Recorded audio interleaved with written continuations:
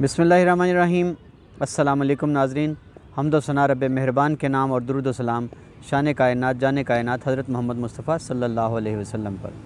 आप देख रहे हैं आमिर उस्मान आदिल यूट्यूब चैनल। पेशे खिदमत हैं आज की स्मार्ट हेडलाइंस। तारीख़ है आज 7 महीना नवंबर का और दिन है इतवार। और सबसे पहले बढ़ते हैं आलमी मंजरनामे की जानिब और देखते हैं कि आज के दिन के लिए क्या ख़ास है।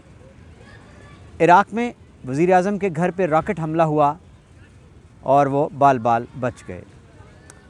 माइकल वान जो कि साबिक़ कप्तान हैं इंग्लैंड क्रिकेट टीम के, उनको बीबीसी ने अपने एक प्रोग्राम से ये कहकर निकाल दिया कि वो नस्ल परस्ती पर मबनी जो तबसरे प्रोपेगेंडे हैं उनमें वो मुलविस रहे हैं।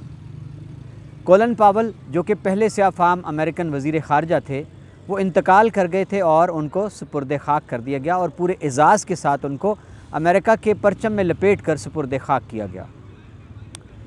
दाइश के 55 जंगजू उन्होंने हथियार फेंक दिए हैं और तालिबान की हुकूमत को तस्लीम करते हुए तालिबान की हिमायत का ऐलान कर दिया। ये एक बड़ी पेशरफ्त है अफ़गानिस्तान में, जहाँ हालिया मुख्तलिफ़ मसाजिद में बम धमाके दाइश की जानिब से किए गए थे और उसकी ज़िम्मेदारी भी दाइश ने कबूल कर ली थी। अब एक बड़ी पेशरफ्त सामने आई है कि 55 के करीब तालिबान के सामने हथियार फेंकने वाले दाइश के जंगजू हैं जिन्होंने तालिबान पर एतमाद का इजहार कर दिया है। सऊदी अरब का हूसी बागियों के साथ जो मैच फंसा हुआ है उसमें रोज़ाना आए रोज़ बमबारी की जाती है। अब अरब इत्तेहाद जो है उसकी बमबारी के नतीजे में 126 हूसी बागी जो हैं उनके हिलाक होने की इतला मिली है। भारत में उसके 21 शहरी वो जहरीली शराब पीने से मौत के घाट उतर गए और ये भारत के लिए एक लम्हा फ़िक्रिया है कि किस तरह से उसके शहरी जो थे वो जहरीली शराब पीने से जाँ बहक हो गए। ये था जी आलमी मंजरनामा। बढ़ते हैं प्यारे वतन पाकिस्तान की जानिब। वफाकी हुकूमत की जानिब से बड़ी पेशरफ्त आई है कि तहरीक लब्बैक पाकिस्तान TLP उस पर से पाबंदी हटाए जाने के लिए समरी जो है वो तैयार हो चुकी है। नोटिफिकेशन जारी करके कलदम तहरीके TTP तहरीक लब्बैक उस पर से पाबंदी हटाए जाने का जो है वो इम्कान ज़ाहिर हो चुका है।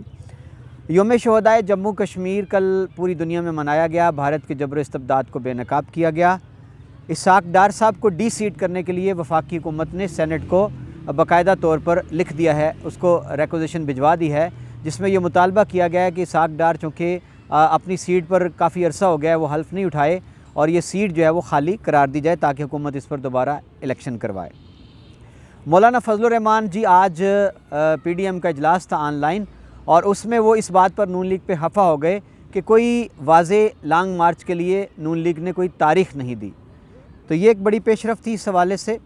और अब जनाब महंगाई के हवाले से PDM जो है वो मुजाहरे करने जा रही है और मुल्क भर में मुल्क गिर तहरीक चलाएगी और इम्कान ज़ाहिर किया जा रहा है कि हड़ताल भी की जाएगी, लॉन्ग मार्च होगा और मुजाहरे किए जाएंगे। नाज़िम जोखियो सिंध में जो अरब शहज़ादों का जो शिकार था उसकी वीडियो वायरल करने पर उनको बहेमाना अंदाज में पीपल्स पार्टी के MP की जानिब से तशद्दुद का निशाना बनाया गया और उसके बाद फिर कौमी शाहरा जो थी उस पर उनके लवाहकीन ने उनकी डेड बॉडी रख कर एहतजाज किया था और MPA जो थे वो गिरफ़्तार भी हुए। और अब बिल्कुल जैसे तवक्को थी कि MPA को सज़ा से बचाने के लिए तैयारियां मुकम्मल हैं और उनके 2 मुलाजमीन ने जुर्म कबूल कर लिया है और उनका ये कहना है कि उन्होंने नाज़िम जोखियो को हिलाक किया तशद्दुद करके।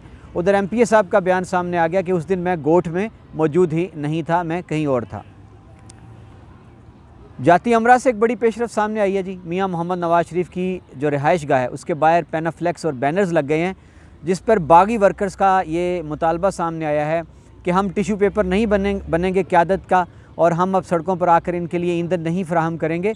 और उन्होंने रुकन साजी जो है वो शुरू कर दी है बागी ग्रुप की जानिब से नून लीग के। मुजम्मल असलम जो कि वजारत ख़जाना के तर्जुमान हैं, उनका बड़ा बयान सामने आ गया। वो कहते हैं कि चीनी जो है वो अब पाकिस्तान पहली बार सरप्लस होने जा रहा है चीनी की पैदावार में, बहरान ख़त्म होने जा रहा है, ये उनका कहना है जी। मुआशी माहिरीन का कहना है कि हुकूमत के पास महंगाई से निपटने के लिए कोई प्लानिंग नहीं, कोई मरबूत प्लान हुकूमत के पास नहीं है, सिर्फ बातें हैं। फिरदौस आशिक अवान जिनको कल इलेक्शन कमीशन की इंक्वायरी कमीशन की रिपोर्ट में इस बात पर निशाना बनाया गया था कि वो मुलविस रही हैं डस्का के ज़िमनी इलेक्शन में जो धांधली हुई थी, फिरदौस आशिक अवान का कहना है कि हक़ाइक़ को मोड़ तोड़ कर बयान किया गया है और हमें ख़ुद तहफ़्फ़ुज़ात थे डिस्ट्रिक्ट रिटर्निंग ऑफ़िसर पर और उस हल्के के रिटर्निंग ऑफ़िसर के ख़िलाफ़। डेंगू बेकाबू है, पंजाब में अद्वियात नापैद हो चुकी हैं और दूसरी जानिब पंजाब में जो शरह जराइम की है वो खौफनाक हद तक बढ़ चुकी है और पंजाब हुकूमत जो है वो इन जराइम पर काबू पाने में अभी तक नाकाम साबित हुई है। नूर मुकद्दम के कत्ल केस में ज़ाहिर जाफ़र ने अदालत में ड्रामा किया और आवाज़ें कसे नाजेबा कलमात कहे, जिस पर जज ने उनको अपना रवैया दुरुस्त करने का कहा था। दूसरी जानिब कुछ हलकों का कहना है कि ये एक बाकायदा प्लान है, ज़ाहिर जाफ़र को पागल करार दिए जाने की तैयारियां मुकम्मल की जा रही हैं। IG मोटरवेज़ की जानिब से एक बड़ा अहम कदम सामने आया। उन्होंने पंजाब के तमाम टोल प्लाज़ा जो हैं उन पर एक ख़ास लेन मुतारिफ़ कराने का कहा है, जो सिर्फ़ एमरजेंसी गाड़ियों के लिए होगी, एम्बुलेंस के लिए, क्योंकि अमूमन रश में वो भी लाइनों में लगी रहती थी। ये एक अहम कदम है जिसको शहरियों ने सराहा है। PIA जनाब पहली बार एक यूरोपीय यूनियन के जो सेफ्टी इक़दामात हैं हिफाजती, उन पर अमल दरामद करने में कामयाब हुई है। एक बड़ी पेशरफ्त सामने आई है PIA की जानिब से। और जो कश्मीर प्रीमियर लीग हुई थी KPL मुज़फ़्फ़राबाद में, उसके जो चेक थे खिलाड़ियों को जो दिया गया था मुआवजा, वो बाउंस होना शुरू हो गए और कुछ हलकों का कहना है कि ये KPL को बदनाम करने की साजिश है और आइंदा ये नाकाम साबित होगी। नमाज की बेअदबी करने वाला शहरी जिसने एक वीडियो वायरल की थी जिसमें वो डांस के अंदाज में नमाज अदा कर रहा था, उसको पुलिस ने गिरफ़्तार कर लिया है। ये था आज का कौमी मंजरनामा। बढ़ते हैं ज़िला गुजरात की जानिब।